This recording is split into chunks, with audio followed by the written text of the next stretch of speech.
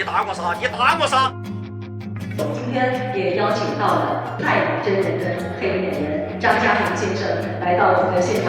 各位伟大的师生朋友们，你们好，我是配音演员张家明。我在电影或者是龙将士进或者是我脑海中为太乙真人配音，可能这个声音大家不太熟悉，那我就用右边这个胖子的声音跟大家再打一次招呼。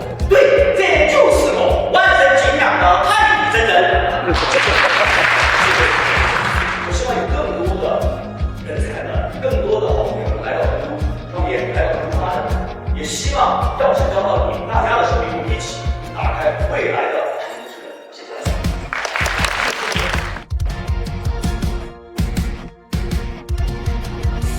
我是代表可可豆来招人的，你背后有可可豆的招聘信息，欢迎来可可豆。